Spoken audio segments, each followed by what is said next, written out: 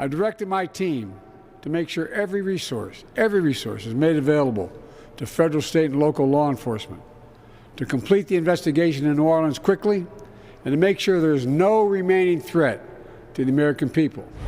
President Joe Biden earlier this evening responding to New Orleans terrorist attack where a truck plowed through a crowd early New Year's Day. At this time, at least 15 are dead and dozens more injured. It remains our top story here on the WHAS 1119. Thanks for joining us. I'm Alex Dieterer. Authorities are describing the suspect as hell-bent on carnage. Tonight, there are questions about the motivation behind the attack, with police looking into the military veteran's background and possible ties to terrorist organizations.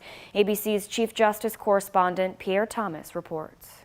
This man in this YouTube video talking about real estate, I'm born and raised in Beaumont, Texas, and now live in Houston, is believed to be the suspect seen here lying on the ground after a violent encounter with police, described as a cold-blooded terrorist who methodically prepared for his attack. The FBI now launching a massive investigation into the background of Shamsud-Din Jabbar, a 42-year-old military veteran. He served in Afghanistan more than a decade ago, from February 2009 to January 2010.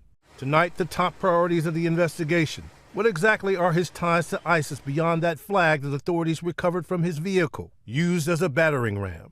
An ISIS flag was located on the trailer hitch of the vehicle, and the FBI is working to determine the subject's potential associations and affiliations with terrorist organizations.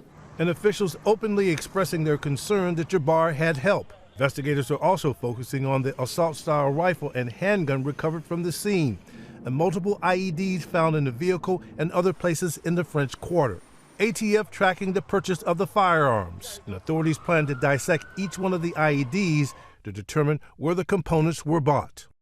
Investigators also looking into the Ford truck, which sources say was rented through a car-sharing company and spotted multiple times in the Houston area yesterday. It was last seen in Baytown, Texas, on I-10 heading east.